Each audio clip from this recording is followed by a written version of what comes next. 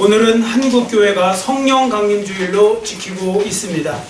여러분 모두에게 성령 강림절을 맞이하여서 오늘 이 시간 하나님께서 성령의 충만함을 다시 한번 크게 부어주시는 그런 시간이 되시기를 축원합니다. 아멘. 자, 성령 충만함을 바라신다면 성령 충만함을 바라는 그 마음을 가지고 우리 에베소서 5장 18절 앞에 보시고 같이 큰 소리로 읽겠습니다. 술 취하지 말라. 이는 방탕한 것이니 오직 성령으로 충만함을 받으라. 아멘. 이 말씀에서 보듯이 하나님은 성도들이 반드시 누려야 될 것에 대해서 성경에 곳곳에서 가르쳐 주는데 그 중에 하나가 바로 성령의 충만함을 입으라는 겁니다. 이건 받아도 되고 안 받아도 되는 것이 아니라 반드시 받으라는 것입니다. 이 말씀은 뒤집으면 성령 충만함을 받지 못하는 것도 일종의 하나님 앞에 죄가 된다. 그런 부분을 아셔야 됩니다. 왜 그런가 하면요, 하나님이 성도들에게 성령을 주시는 이유가 있습니다. 바로 영적인 엔진 역할을 성령이 하기 때문에 그런 겁니다. 여러분, 자동차에서 엔진이 없잖아요. 그러면 아무리 자동차가 화려하고 크고 뭐 바퀴가 좋고 다 좋아도 한 발자국도 갈 수가 없는 것입니다. 마찬가지로 성도들도 성령의 충만함을 받지 않으면 무기력한 삶을 살 수밖에 없고, 어떻게 보면 그런 부분들 속에서 약화될 수밖에 없습니다.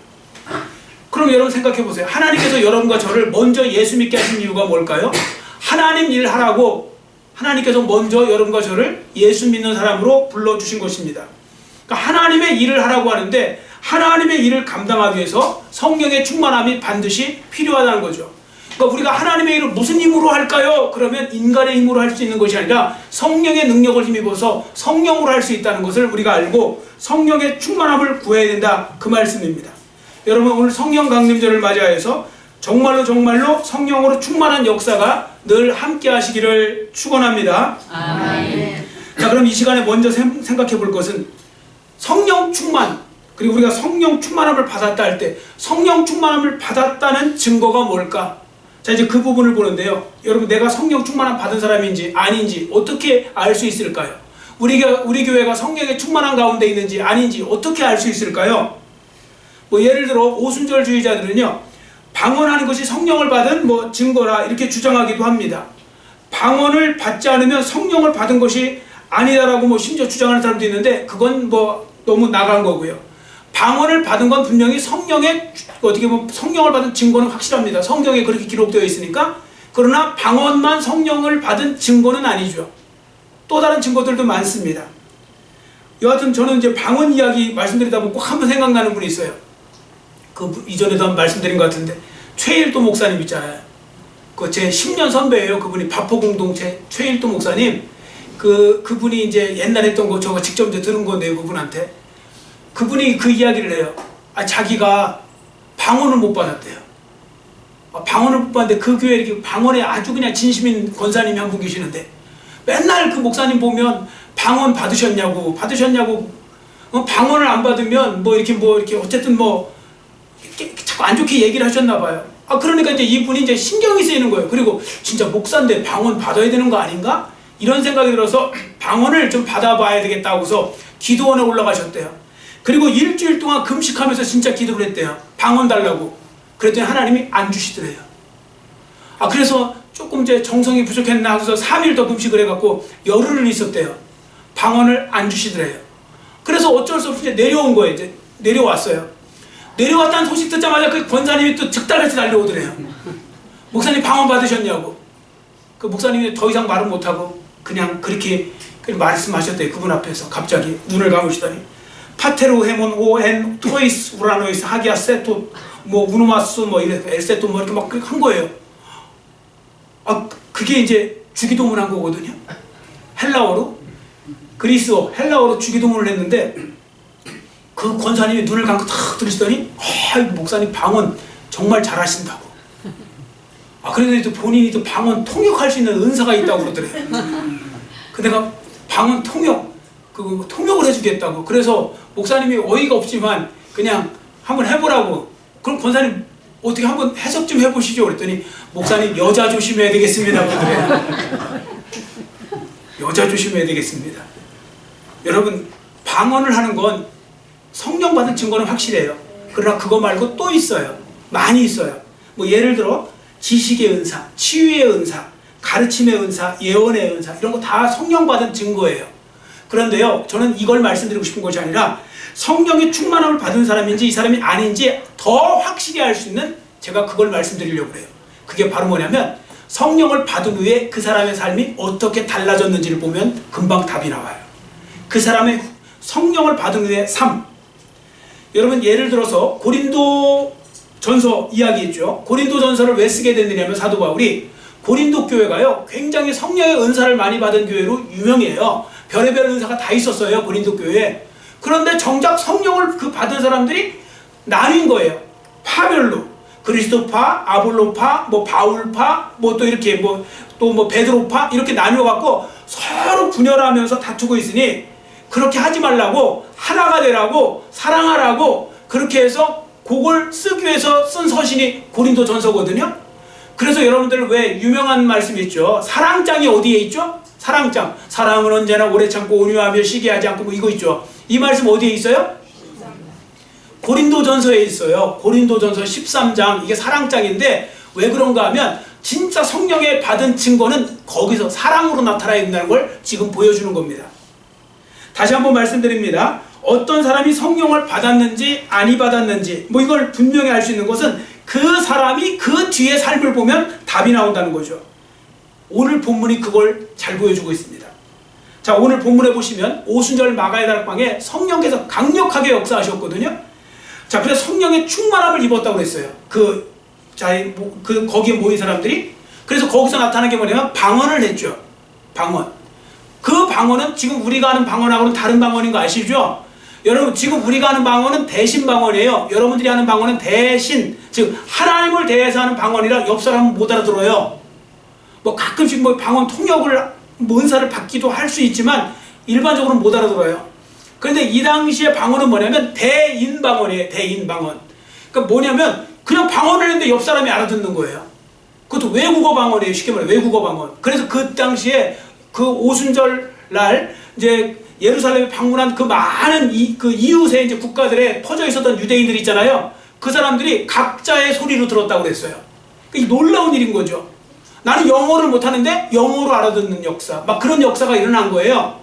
자, 그런데 거기에 보시면 이 방언뿐만이 아니라 더 놀라운 역사가 그 뒤에 일어났다는 겁니다. 그 부분을 말씀드리려고 하니까 첫 번째, 제가 몇 가지 말씀드릴게요. 첫 번째, 성령을 받았잖아요. 내가 성령 충만하다 그러면 어떻게 바뀌느냐? 말씀과 기도를 사모하는 사람이 돼요.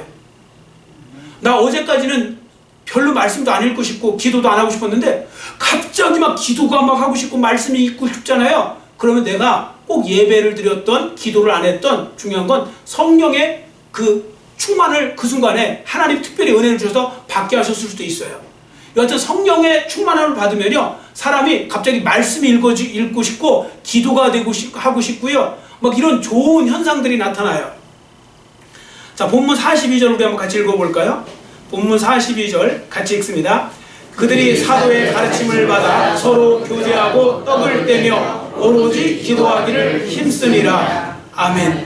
오순절 성령 충만함을 받은 이 예루살렘 교인들은요 그때부터 누가 시키지 않아도 말씀 공부, 기도 여기에 정말 힘썼다는 거예요. 기도와 말씀, 말씀과 기도. 오늘 우리 올해 표어처럼 기도와 말씀에 힘쓰는 교회, 성도들이 되었다는 겁니다. 누가 시켜서가 아닙니다. 그냥 그렇게 되는 겁니다.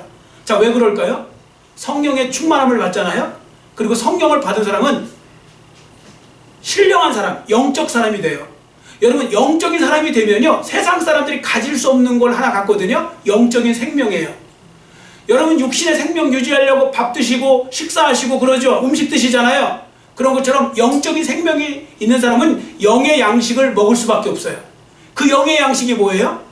자, 여러분, 영의 양식 뭘로 배웠어요? 자, 영의 양식 뭡니까? 2000쌀밥이요? 자, 영의 양식 뭐예요? 영의 양식 말씀이잖아요. 하나님 말씀이 영의 양식이에요. 분명히. 그리고 여러분들 육신이 있으면 살려면 숨 쉬어야 되죠. 자, 숨 쉬는 이 호흡이 뭐예요? 기도. 기도가 호흡이고요. 양식. 하나님의 양식은 말씀이에요. 그래서 말씀과 기도, 기도와 말씀 맨날 그걸 강조하는 이유가 그게 살리는 길이거든요. 자, 그래서 영적인 사람이 되면요 누가 시키지 않아도 말씀이 읽고 싶고 듣고 싶고 막 기도가 하고 싶고 막 그런 거예요. 그러니까 여러분들 금방 알 수 있어요. 내가 요즘 성령에 충만한 게 아니고 완전히 제대로 식어지고 있구나 생각하면 교회 오기도 일단 싫어지고요. 그 다음에 또 말씀 읽기도 싫어지고 뭔가 자꾸 세상 게 재밌어지고 그러면 이미 나는 지금 육신의 길로 가고 있는 거예요. 금방 표신합니다. 자, 그러므로 여러분들 성령 충만을 어쨌든 구하면 주신다고는 했으니까요. 여러분들이 구하시기를 축원합니다. 그래야 영적으로 건강한 삶을 살 수 있어요. 그 성령 충만함을 받기 위해서 성령의 충만함을 얻기 위한 방법을 간단하게 세 가지만 말씀드립니다. 첫 번째 38절을 보시면요. 자신의 죄를 하나님께 남김없이 고백할 때 성령의 충만함을 받을 수 있어요. 자, 38절 우리 한번 같이 큰 소리로 읽겠습니다. 베드로가 이르되 너희가 회개하여 각각 예수 그리스도의 이름으로 세례를 받고 죄사함을 받으라. 그리하면 성령의 선물을 받으리니. 아멘. 여러분, 성령은 거룩한 영이시잖아요. 그래서 우리가 죄를 회개하지 않고 있으면 성령 하나님은 더러운 곳에 임재하시는 것을 불편해하세요. 그렇기 때문에 성령의 충만함을 받고 싶다는 얘기는 성령으로 내 마음을 가득 채우겠다는 뜻인데, 그러려면 우리가 죄의 문제를 해결하셔야 돼요. 그래서 여기에 보세요. 너희가 회개하여, 그러면 나중에 성령의 선물을 받으리니, 이런 말씀을 하잖아요. 그러니까 여러분, 성령 충만도 마찬가지예요. 우리가 죄의 문제를 자꾸, 그래서 예수 믿는 사람들은 다른 것과 싸우지 말고 죄의 문제를 해결하려고 자꾸 싸워야 돼요. 자꾸 죄의 문제를 해결하면요, 성령의 충만함을 받을 수 있습니다. 그 다음에 성령의 충만함을 받기 위해서는요, 하나님 앞에 사모하는 마음을 가져야 돼요. 사모하는 마음. 그래서 간절히 기도하셔야 돼요. 사모하는 마음을 갖고 간절히 기도하셔야 되는데요. 자, 앞에 보시고 누가복음 11장 13절 같이 큰 소리로 읽습니다. 너희가 악할지라도 좋은 것을 자식에게 줄 줄 알거든 하물며 너희 하늘 아버지께서 구하는 자에게 성령을 주시지 않겠느냐 하시니라. 아멘. 여러분, 기도도 요령 있는 거 아시죠? 요령 중에 하나가 뭐냐면요, 여러분들 기도 응답 받고 싶잖아요. 하나님이 원하시는 걸 기도하세요. 바로바로 즉시 응답됩니다. 근데 사람들이 거꾸로 하나님이 원하는 건 기도도 안 하고 자기 욕심에 빠져갖고 하나님이 원하시지 않는 걸 자꾸 달라고 하니까 하나님과 신경전 벌이다가 세월 가는 거예요. 하나님이 원하시는 게 있어요. 그 중에 하나가 바로 뭐냐면 성령으로 충만함을 받는 거예요. 여러분, 이 말씀이 지금 이 누가복음 11장 13절 앞에 뭐 있어요? 주기도문 이야기 있죠? 거기에 뭐라고 그랬습니까? 그 앞에 또 구하라, 찾으라, 두드리라, 이런 말씀이 있죠. 그러니까 여러분들 하나님 앞에 믿음을 갖고 성령의 충만함을 구하잖아요. 오늘 이 시간에 말씀 듣다가도 여러분 성령에 충만해서 돌아가실 수 있으세요. 그러니까 여러분들 말씀에 이걸 사모하는 마음이 있어야 돼요. 여러분, 또 한 가지 말씀드릴게요. 저를 잘 보세요. 하나님은요, 여러분들 가짜게 여기고 소홀히 여기고 그걸 뭐 별것 아닌 것처럼 여기면 하나님께서는 안 좋아하세요. 당연히 안 좋아하시죠. 여러분들 누구한테 선물을 주고 뭘 줬는데 그걸 가짜게 여긴다, 그러면 기분 팍 상하시죠. 하나님도 마찬가지실 거예요. 여러분들, 하나님께서 여러분에게 성령을 주시겠다, 뭐 이런 부분들은 정말 놀라운 은혜인데 그걸 알기로 우습게 여기고 심지어 팥죽 한 그릇에 바꿔 먹은 에서처럼 그렇게 되면 하나님이 뭐라고 하시는지 아세요? 이 망령된 자라고, 망령된 자라고 나오잖아요. 망령된 자. 여러분, 하나님은요, 하나님이 주시는 것을 소홀히 여기면 절대로 은혜를 주시지 않으세요. 그걸 귀하게 여길 줄 아셔야 돼요. 하나님 성령으로 충만하기를 원합니다. 너무 귀합니다. 하나님 저에게 성령으로 충만하게 없어서, 그러면 성령 충만의 은혜를 주실 줄 믿습니다. 아멘. 그리고 사람은 귀해야 사모도 하고요, 귀해야 구하기도 하는 거죠. 여러분들 쓰레기를 놓고 구하는 사람이 있어요? 없잖아요. 그러니까 귀하니까 구하는 거거든요. 귀하니까 사모하는 거거든요. 성령의 은혜를 사모하셔야 돼요. 그러면 하나님은 분명히 주십니다. 그리고 또 한 가지 뭐냐면, 성령의 충만함을 받기 위해서는 전적으로 성령을 의지하여서 순종하겠다는 결단이 들어가야 돼요. 여러분, 성령의 충만함을 받고자 하는 건 하나님 말씀대로 순종해 살기를, 더 잘 순종하기를 원해서 구하는 거잖아요. 자, 그 부분을 우리가 한번 읽어보겠습니다. 앞에 보시고, 제가 읽어드릴게요. 그 다음 장이니까 찾아서 읽겠습니다. 사도행전 5장 32절. 자, 다음 장 5장 32절 우리 같이 큰 소리로 우리 읽겠습니다. 우리는 이 일의 증인이요 하나님이 자기에게 순종하는 사람들에게 주신 성령도 그러하니라 하더라. 아멘. 하나님이 누구에게 성령을 주세요? 자기에게 순종하는 자에게. 여러분, 또 반대로 말하면 성령 충만 왜 받느냐면 순종하려고 받는 거예요. 하나님 말씀대로 살고 싶어서. 성령 충만함을 받으면 하나님 뜻대로 살고 싶은 마음에 열망을 갖게 되거든요. 그래서 여러분들 그거 아세요? 놀랍게도 교회 안에 성령 충만 받기를 그걸 알아서 안 원하는 사람도 있다고요. 어떤 분이 안 원하는데 안 원하는 사람 생각보다 많아서요. 왜냐면 혹시 어떤 분은 부흥회 같은 데 있잖아요. 가래도 안 가요. 기도원 가래도 안 가요. 왜 안 가냐면 혹시 가서 내가 확 이렇게 돌아서 완전히 하나님만 알고 사는 어떡하나 이 생각 들어갔고요. 성령 충만하면 무서운 거예요. 이 세상 재미 다 끊어야 되는데 뭐 이런 생각 때문에. 그래서 나는 적절하게 적당하게 살겠습니다. 뭐 이런 식으로. 근데 그게 지금 교회에 제일 많잖아요. 여러분 교회에 지금 제일 많은 주의가 무슨 주의가 제일 많이 들어와 있는지 아세요? 세속주의? 당연히 세속주의 많이 들어와 있죠. 또 하나가 있어요. 적당주의. 난 적당하게 한번 믿어볼래. 적당하게. 여러분 적당한 건 없어요. 적당한 건 그냥 착각하는 거예요. 그런데 여하튼 성령의 충만함을 받으면 여러분들 우리가 순종을 해야 되거든요.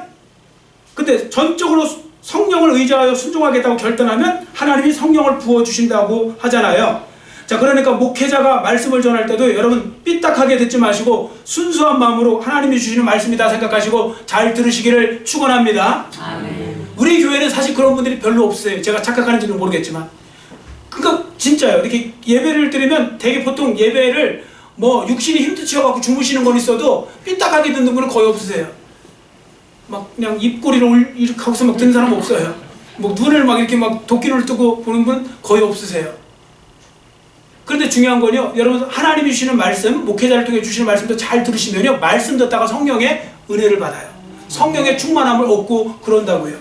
자, 그러니까 이 모든 것을 합력하여서 선을 이루실 하나님을 생각하면서 여러분 날마다 어쨌든 성령의 충만함을 구하는 삶이 되시기를 축원합니다. 아멘. 자, 그 다음에 예루살렘 교회, 초대교회가 변화된 두 번째 것을 봅니다. 자, 첫 번째 것을 우리가 이제 보셨고, 이제 두 번째 것을 보는데 그게 바로 뭐냐면 이타적인 사람으로 바뀌어요. 처음은 말씀과 기도를 사모하는 사람으로 바뀐다고 그랬죠. 이타적인 사람으로 바뀌는입니다. 여러분 인간의 타락한 본성을 아시죠? 사람은요 본능적으로 이기적이에요. 우리 이렇게 말하죠. 저 사람 왜 이렇게 이기적인지 몰라. 자기도 이기적이에요. 웬만하면 다 이기적이에요. 사람들은 이게 조금 차이 나는 것 같고 그거 갖고 서로 뭐 이렇게 하는 거지, 다 이기적이고 욕심 많고 사람들 그래요. 보편적으로 자기밖에 모르고 자기중심적인 삶을 사는 거, 할 수만 있으면 남의 걸 하나 더 빼앗아 갖고 내 곳간에다 채우려고 하는 게 사람의 본성이거든요. 초대교회 성도들도 다를 바가 없었어요. 자, 그런데 그들이 성령의 충만함을 입자 어떻게 되었느냐면 이타적인 사람으로 바뀌어요. 이타적인 사람. 여러분 이타적이라는 건 뭡니까? 남을 위하거나 남을 이롭게 하는 게 이타적인 거예요. 그러니까 이기적인 거에 반대죠. 이기적인 건 나를 이롭게 하는 게 이기적인 거고요. 이타적인 건 타인, 남을 이롭게 하는 것이 이타입니다. 이타적 존재가 되었다는 거죠. 자, 예를 들어 볼까요? 44절 45절 본문 44절 45절 같이 읽습니다. 믿는 사람이 다 함께 있어 모든 물건을 서로 통용하고 또 재산과 소유를 팔아 각 사람의 필요를 따라 나눠주며. 아멘. 성령의 충만함을 보니까요, 누가 시키지 않았는데 알아서 부자가요 자기의 재산을 갖고 와갖고요 가난한 사람들 많았거든요 나눠주는 거예요. 그러니까 서로 이렇게 유무상통, 뭐 네 거 내 것도 없이 그냥 같은 가족끼리, 여러분들 가족끼리 여러분들 서로 나눠 쓰잖아요. 이렇게 서로 나눠 쓰는 거잖아요. 가족끼리 서로 나눠 쓰지 서로 다 자기 지갑 차고 있으면 좀 이상한 거잖아요. 어떻게 보면 서로 나누는 게 가족이잖아요. 가족 공동체가 돼서 그렇게 나눠 쓴 거예요. 이게 여러분들 진짜 공산주의인 거 아세요? 여러분 진짜 공산주의는요 성경에 딱 여기 한 군데밖에 없어요. 인류 역사상. 지금 말하는 공산주의는 우리 나쁘게 말하죠. 공산당 나쁜 놈들이고 나쁘게 말하는 이유가 뭔지 아세요? 그건 가짜 공산주의라고 그래요. 진짜 공산주의는 뭐냐면 한 명도 예외 없이 누구나 똑같이 분배해서 똑같이 사는 게 공산주의예요. 그리고 또 한 가지 거기 특이점이 뭔지 아세요? 그걸 누가 강제로 빼앗아서 나누는 게 공산주의가 아니에요. 자원에서 스스로가 스스로 내놔서 자원하는 마음으로 기쁨으로 나눠주면서 서로 공통으로 누릴 때 그게 진짜 공산주의거든요. 근데 지금 북한 같은 공산당, 공산주의는 그건 가짜잖아요. 국민들 그 백성 다 빼앗아 갖고 지들 몇 명이 그렇게 막 말아먹고 있잖아요. 다. 아우 김정은이 보세요. 그거 어떻게 할 거예요 그 몸. 얼마나 많이 먹었는지 혼자 그냥 한 만 명분은 먹고 사는 것 같아요. 그건 가짜예요. 가짜. 엉터리. 진짜 공산주의는요, 성경에 밖에 없어요. 딱 여기. 그리고 강제로 빼앗아 갖고 나누는 게 그건 공산주의가 아니에요. 진짜 공산주의는 이렇게 서로 나누는, 공산사회가 진짜 좋은 건데 하여튼간 공산당 때문에 그 좋은 이름 다 빼앗겨 버렸고, 우리 또 교회도 마찬가지예요. 좋은 이름은 다 이단들이 갖고 가갖고요, 우리가 말할 것도 없어요. 뭐 에덴 뭐 이러면 또 에덴이라는 그런 또 이단들이 있어갖고 뭐 이런 식으로. 신천지 얼마나 좋아요. 그런데 신천지라는 이단 때문에 막 쓰지를 못하는데 여하튼 그런 거라고요. 공산사회가 된 거예요. 진짜 공산사회. 그러니까 그걸 아이디얼 공산사회라고 하거든요. 가장 이상적인 그런 사회가 된 거예요. 아, 이렇게만 될 수 있으면 제일 좋잖아요. 근데 예루살렘 교회가 성령의 충만함이 식어지면서 그게 없어져요. 거기 예루살렘 교회도. 여하튼 성령 충만함 받았을 때는요, 신기하게 사람들이 내어놓기 시작해갖고 같이 살았다는 거예요. 그러니까 지금 그런 삶을 구현할 수 있는 교회들이 있다면 그게 큰 교회든 작은 교회든 어디에 있는 교회든 상관없이 그 교회가 제가 볼 때는 가장 이상적인 교회가 될 거예요. 이상적인 교회는요, 나누고 서로 사랑하고 어떻게 보면 함께하는, 그게 가장 이상적인 교회거든요. 근데 그런 모습을 잃어버리고 있고, 교회 안에서도 서로 팀 갈라 나누고 서로 계급 나누고 있고, 그러면 그건 어떻게 보면 잘못된 거죠. 자, 여하튼 보네포 목사님 있죠. 나치 정권 때 순교당하셨던 보네포 목사님이 뭐라고 했냐면, 예수님을 가리켜서 예수님은 전적인 타자를 위한 존재셨다 그랬어요. 전적인 타자를 위한 존재. 무슨 말씀인가 하면, 예수님은 자기를 위해서 사는 사람이 자기를 위해서 사는 삶이 아예 없었고 오로지 남을 위해서만 살았다는 겁니다. 남을 위해서 살았던 사람.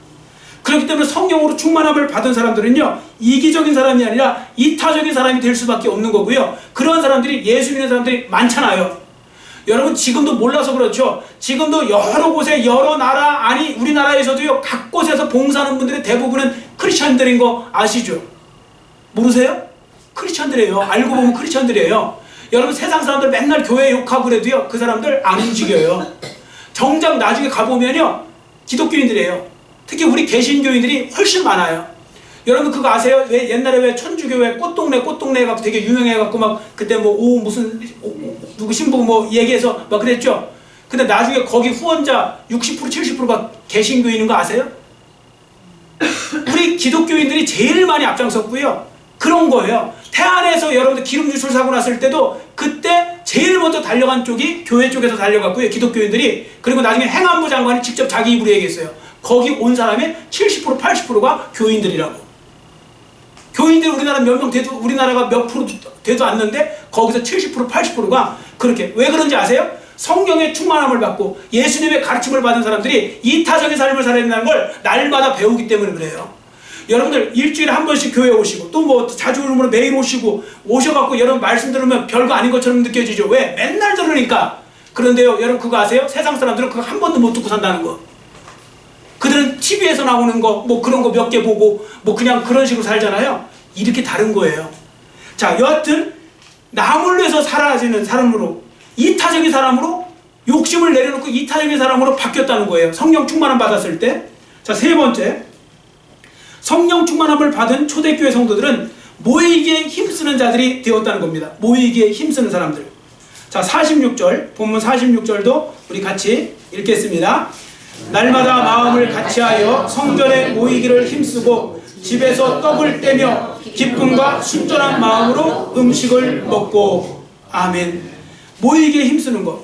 예수 믿는 사람들 이렇게 모임을, 왜 아궁이 속에 불 떼는 거랑 비유를 많이 하잖아요. 그게 맞는 말씀이에요. 제가 어렸을 때, 저 이제 뭐 국민학교 때죠. 아버지가 소죽수잖아요, 소죽. 그러면 이제 아버지도 바쁘시니까 저보고 이제 그 불 떼는 거 좀 이제 맡으라고 그러면 이제 제가 불을 많이 뗐어요. 여러분 불 떼려면 이제 나무 조각도 넣고 뭐 이렇게 넣고 뭐 그러잖아요. 그럼 혼자 심심하잖아요. 그럼 뭐 할 게 뭐 있어요. 불 나니까 불 지켜야 되니까. 그럼 이제 부지깽이 같은 걸로 이렇게 해서 불을 붙여요. 그럼 금방 불이 확 타요. 그럼 막 확 타요. 그럼 이제 탁 빼요. 그 빼고서 공중에 이렇게 돌려봐요. 그러면 불이 이제 쫙 꺼져요. 꺼지면서 연기가 쫙 나요. 뭐 아시잖아요. 다 경험, 어르신분들 다 아시잖아요. 그거 막 연기가 나죠. 그 불이요, 그 활활 타던 게 빼면 꺼져요. 조금 있으면. 여러분 성도들이 자꾸 교회에 모이고 힘쓰고 성도들끼리 만나고 그렇게 거기에 힘써야 되는 이유가 그래야 신앙이 뜨거워져요. 여러분 어떤 분이 이렇게 말씀하세요. 요즘에는 새 시대가 이렇게 바뀌었는데 꼭 교회 나가서 예배 드려야 돼요? 이렇게 얘기하고요. 요즘 인터넷 뭐 이런 것도 얼마든지 많고 스마트폰으로도 얼마든지 드릴 수 있는데 꼭 현장에 가서 예배 드려야 되나요? 그게 좋아요. 여러분 왜 그런가 하면요. 요즘 코로나 이후로 하나 신종 용어가 하나 생겨났잖아요. 플로팅 크리스찬. 플로팅 크리스찬. 플로팅은 뭐냐면 떠다닌다는 뜻이에요. 떠다닌다. 뗏목 타고. 그래서 집에서 내가 좋아하는 목사님, 또 내가 좋아하는 설교 주제를 또 찾아요. 요즘은 찾을 수 있어요. 나는 위로가 좋아. 맨날 위로하는 그것만 들으려고 하고, 그리고 누워서 새우깡 하나 갖다 놓고, 그리고 잠옷 차림으로, 그리고 나는 그래도 오늘 내가 예배는 드렸다 소리 하려고 그렇게 하잖아요. 그분들은 제가 알기로는 조만간에 그 신앙에서도 떨어져 나가게 되어 있어요. 웬만하면 떨어져 나가요. 왜 그런가 하면 예전에 김교신이라고 우리나라의 무교회주의자, 그 무교회주의를 좀 주창했던 분이 있어요. 그분 유명한 분인데 교회가 자꾸 맨날 모이면 싸우고 다투고 이럴 바에는 그냥 각자 알아서 예수님 각자 믿으면 되지, 그렇게 하면 되지, 뭐 이런 식으로 했거든요. 지금 무교회주의 자체가 없어져 버렸어요. 안 모이면요 흐트러져요. 교회가 지금 우리 교회뿐만 아니라 많은 교회들이 지금 힘을 기르는 이유가 뭐냐면 코로나 이후로 묶여갖고 그래요. 코로나 때 딱 금지시키면서요 그때 다 힘을 잃어버리고요 다시 힘을 잃었는데 다시 뭘 시작하려고 그러니까 힘든 거예요. 그럼 뭘 하려고 그러면 다시 하려고 그러면 이게 잘 안 되는 거예요. 5년 쉬어버리고 3년 쉬어버리잖아요. 그러면 거기에 사람들이 유스드, 그러니까 거기 익숙해져 버려요. 여하튼 그런 부분들 속에서 우리가 어떻게 해야 되느냐, 날마다 모이기에 힘써야 된다, 그 말씀인데요. 그럼 성령이 충만해야 돼요. 여러분 성령이 충만하면 알아서 교회가 오고 싶어져요. 어떤 분이 그러잖아요. 왜 이렇게 교회가 자꾸 교회 예배수 너무 많다고, 오지도 않으면서 예배수 많다고 하지 마시고, 오지도 않으면서 왜 예배수가 많다고 그러는지 잘 모르겠어요. 양심에 찔려서 그러시는 건지 뭐 그런 거 하지 마시고요. 그리고 그분들 강제로 오는 거 아니에요. 여러분 성령이 충만하면 알아서 오고 싶어요. 여러분 뭐에 충만하면 계속 그렇게 여러분 제가 볼 땐 지금 스마트폰에 제일 충만하지 않으세요? 여러분 틈만 나면 스마트폰 여시죠? 시켜서 여는 거예요? 오늘 의무적으로 1시간은 스마트폰 봐야지, 이런 거 하지 않죠? 그러니까 자동으로 손이 가죠? 자꾸 자동으로 손이 간다니까요? 화장실도 스마트폰 들고 들어가시죠? 많은 분들이 좋아서 그러는 거예요. 여러분 성령이 충만하면요 예배가 막 드려지고 싶고요, 예배가 드리고 싶고, 기도가 하고 싶고요, 말씀 읽고 싶고요, 막 신령한 일을 하고 싶고요, 막 영적인 일을 하고 싶고요, 막 그렇게 된다니까요. 그러니까 그게 안 되는 건 지금 내가 성령이 충만하지 않고 영적으로 기갈되어 있다 뭐 그런 뜻인데도 그건 뭔지도 모르고서 자꾸 이제 딴소리를 하세요. 그렇게 하시면 얼마나 불쌍합니까? 특히 여러분들 직분자 중에서 조심하셔야 돼요. 왜냐하면 직분자들이 성령의 충만함을 입지 않으면요 불이 활활 타오르지 않잖아요. 그럼 아까 제가 부지깽이 말씀드렸죠. 부지깽이 그 불 다 꺼지면 거기서 뭐 나와요? 연기 나오면 상대편 눈에 눈물 나게 만들어요. 연기 나게 하는 인생 되지 마시고 여러분들 성령으로 충만한 그런 인생이 되시기를 축원합니다. 자, 그래서 히브리서 10장 25절이 중요합니다. 같이 읽겠습니다. 모이기를 패하는 어떤 사람들의 습관과 같이 하지 말고 오직 권하여 그날이 가까움을 볼수록 더욱 그리하자. 아멘. 모이기를 자꾸 패하려고 하지 말고 그날이 가까울수록 더욱더 그리하자. 예전에 제가 한번 교회 슬로건으로 한번 예배 한 번 더 드리기, 그런 말씀을 드렸잖아요. 여러분 이거 정말 다시 한번 말씀드리고 싶어요. 여러분 성령이 충만하셔서 내가 일주일에 뭔가 한 번 드리는 분은 내가 2번 드려봐야 되겠다, 2번 드리면 내가 3번 드려봐야 되겠다, 3번 드리는 분은 4번 드려봐야 되겠다, 이렇게 그런 욕심을 갖고 또 그런 마음이 저는 들기를 원합니다. 그러지 않으면요 나중에 한 번 드리던 것도 못 드리는 수가 생겨요. 2번 드리던 사람이 나중에 한 번 드릴 수는 있지만 한 번 드리는 사람이 없으면 못 드리는 거잖아요. 여하튼 저는 근데 그게 억지로는 안 돼요. 성령이 충만해지면 저절로 그렇게 되니까요. 그러니까 제가 뭐 맨날 1년에 1독 합시다, 뭐 성경 뭐 합시다, 사실 하는 것도 이거 입만 아픈 이야기예요. 어차피 성령 충만하지 않으면 그게 안 된다고요. 그래서 여러분들 성령의 충만함을 구하시기를 원하고요. 그 다음에 세 번째, 성령의 충만함을 받은 초대교회 성도들은 하나님을 찬미하는 사람들이 되었대요. 하나님을 찬미하는 사람들. 자, 47절도 우리 한번 같이 읽겠습니다. 47절 같이 읽습니다. 하나님을 찬미하며 또 온 백성에게 칭송을 받으니 주께서 구원받는 사람을 날마다 더하게 하시니라. 아멘. 여러분, 사람이 사람에 대해 찬미한다고 할 때는 그럼 무슨 뜻이냐면 아름다운 덕을 기린다, 그 사람의 아름다운 덕을 기린다는 뜻이지만, 보편적으로 찬미, 찬송은 하나님께 쓰죠. 하나님을 높이고 하나님께 영광 돌린다, 그런 말씀입니다. 그런데 누가 이걸 제대로 하느냐? 성령에 충만한 사람이요. 여러분, 사도 바울 있죠? 사도 바울은 뼛속까지 성령에 충만한 분이었거든요. 자, 그분이 어떻게 했는지 앞에 보시고 고린도전서 10장 31절 같이 읽습니다. 그런즉 너희가 먹든지 마시든지 무엇을 하든지 다 하나님의 영광을 위하여 하라. 아멘. 먹고 마시는 것까지, 여러분, 먹고 마시는 것까지 하나님의 영광으로 해서 할 수 있다면 그 사람이 성령 충만하지 않으면 누가 성령에 충만한 사람일까요? 여러분들 건강하게 사시기를 원합니다. 그런데 왜 건강하게 사셔야 되는지 그 이유를, 그 목적을 분명히 하셔야 됩니다. 하나님의 영광을 위해서 사시기 위해서, 하나님 영광을 위해서 건강하게, 하나님의 영광을 위해서 물질의 복도, 하나님의 영광을 위해서 뭐도 이렇게 요청할 수 있어야 된다는 거죠. 다 내 욕심, 나를 위해서 그렇게 하시면 안 됩니다. 그런데 안타깝게도 많은 성도들은 이렇게 하죠. 말로는 하나님의 영광, 속으로는 자기 영광. 자, 이렇게 되면 어떻게 되겠습니까? 여러분, 솔직히 저도요, 이 말씀 준비하면서 저도 거기에 자유롭지 않아요.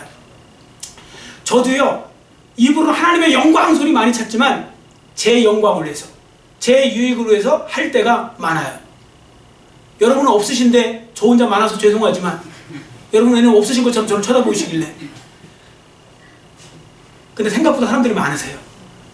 그래도 이건 괜찮은 거 아시죠? 여러분, 어떤 분은요, 아예 처음부터 끝까지 자기 영광과 이익과 욕심과 야망을 위해서 하는 목회자도 많고요, 성도들도 많아요. 아예 처음부터 그냥 계속 그래요. 근데 저는 그래도 왔다 갔다 하거든요. 여러분들도 왔다리 갔다리 하시죠. 어떤 때 성령에 충만하면 하나님의 영광으로 살아야 되겠다 하고서 다 욕심도 내려놓고 뭐 이러다가, 어떤 때 또 인간적인 또 욕심이 들고 또 어떤 생각이 들면 성령에 충만함이 식어져 버리면 또 자꾸 세상적인 불만, 불평 나오고 나도 모르게 막 이런 거 있죠. 이랬다 저랬다 하는데, 여러분, 이랬다 저랬다는 속도가 점점 이쪽으로 늘어나갖고 성령 충만한 쪽으로 늘어나시기를 축원합니다. 아멘. 그래서 주님 앞에 가시는 때, 그러니까 주님 앞에 딱 서는 그 순간이 가장 성령 충만하고 가장 주님을 닮아 있어야 된다, 이제 그 말씀을 드리고 싶거든요. 여러분, 다른 소원 갖지 마시고요, 이제 뭐 연세도 많이 드신 분들은 뭐 이제 뭐 더 욕심 뭐 그렇게 엄청나게 뭐 더 많으신지는 잘 모르겠지만 그건 알아서 하시고요. 근데 이런 욕심 하나 어떨까요? 하나님, 제가 주님 앞에 섰을 때가 가장 예수님 닮아 있는 거, 제가 주님 앞에 섰을 때가 가장 성령 충만하고, 제가 예수님 앞에 섰을 때, 주님 앞에 섰을 때가 가장 하나님 보시기에 아름다운 삶이 된다, 또 되었으면 좋겠다, 그렇게 소원하면 그게 진짜 복인 거죠. 여러분, 그러니까 여러분, 중요한 건 어떻게 사느냐, 얼마나 오래 사느냐가 중요한 것이 아니고 어떻게 사느냐가 중요한 것입니다. 자, 그런 부분들 속에서 제가 이전에 한번 역설 주기도문이라고 한번 말씀드렸는데요, 요걸 우리가 한번 다시 들어봐야 돼요. 자기한테 한번 적용해 보세요. 역설 주기도문은 뭐냐면, 주기도문을 풍자해서 이제 그걸 이제 어쨌든 생각해 보라고 만들어 놓은 거거든요. 자, 주기도문을 이렇게 이제 역설 주기도문이 있는데 한번 잘 들어보시고 여러분한테 한번 적용시켜 보세요. 하늘에 계신이라고 하지 말라. 매일매일 땅의 것만 생각하면서. 우리라고 하지 마라. 언제나 너 혼자만 생각하면서. 아버지라고 하지 마라. 전혀 아들, 딸답게 살지 않으면서. 아버지의 이름을 거룩하게 하시며라고 하지 마라. 제 이름만 내려고 발버둥치면서. 아버지의 나라가 오게 하시며라고 하지 마라. 오로지 황금만능의 나라를 원하면서. 아버지의 뜻이 하늘에서와 같이 땅에서도 이루어지게 하소서라고 하지 마라. 모든 것이 내 뜻대로 되기를 바라면서. 오늘 우리에게 일용할 양식을 주시고라고 하지 마라. 죽을 때까지 먹을 양식 쌓아두려고 하면서. 우리가 우리에게 잘못한 사람을 용서해 준 것 같이 우리 죄를 용서하여 주시고라고 하지 마라. 여전히 아직도 마음 한구석에 앙심을 품고 있으면서. 우리를 시험에 빠지지 않게 하시고라고 하지 마라. 죄인 줄 뻔히 알면서도 매일 죄 지으면서. 악에서 구하소서라고 하지 마라. 악을 뻔히 보면서도 피하려고 하지 않으면서. 아멘이라고 하지 마라. 주님의 기도를 진정 나의 기도로 받아들이지도 않으면서. 이게 역설 주기도문이거든요. 여러분, 많이 찔리신다면 우리가 회개할 것이 있는 것입니다. 다시 한번 말씀드립니다. 오늘 성령 강림절을 맞이하여서 성령의 충만함을 입으시고요, 그렇게 해서 여러분들의 삶이 이타적인 삶, 하나님의 영광을 위한 삶, 그리고 우리가 더욱더 모이게 힘쓰는 삶, 기도와 말씀에 충실한 삶, 이러한 삶이 되기를 원합니다. 그러려면 하나만 하면 되는 거예요. 성령의 충만함만 구하면 이거 사실 저절로 다 되어지는 거예요. 성령이 충만하지 않은 사람한테 아무리 해봤자 이건 잔소리밖에 안 된다는 거 아시고, 여러분들 다시 한번 성령의 충만한 은혜를 구하시고 하나님께서 이 시간 참여한 모든 분들에게 강력하게 성령의 놀라운 은혜를 충만을 주실 줄 믿습니다. 아멘. 기도하겠습니다. 사랑의 하나님 아버지, 감사합니다. 오늘 성령 강림절을 맞이하여서 성령의 충만함을 왜 꼭 받아야 되는지 그 이유를 살펴보았습니다. 바로 우리를 위해서 성령의 충만함을 받으라고 하신 주님, 우리가 성령에 충만하여서 제대로 하나님의 뜻을 이루고 하나님이 원하시는 길을 잘 걸어가며 모이기에 힘쓰고 예배에 힘쓰고 기도와 말씀에 힘쓰고 이타적인 삶을 살기 위해 힘쓰고 또한 하나님께 영광 돌리기 위해서 힘쓸 수 있고, 아버지 그렇게 살아가기를 원하며 하나님 말씀에 순종하고 또한 아버지 그 말씀대로 잘 살기 위해서라도 성령 충만이 필요하오니 그 말씀으로 아버지 하나님 우리를 무장시켜 주시고 이 시간에도 구하는 자에게 주시고, 특히 하나님이 원하시는 것은 반드시 그 즉시라도 이루어지신 하나님 아버지, 이 자리에 참여한 모든 분들과 저에게 이 시간에 성령의 충만을 허락하여 주시옵소서. 성령의 충만을 허락하여 주시옵소서. 감사드리며 예수님의 이름으로 간절히 축복하오며 기도드렸사옵나이다. 아멘.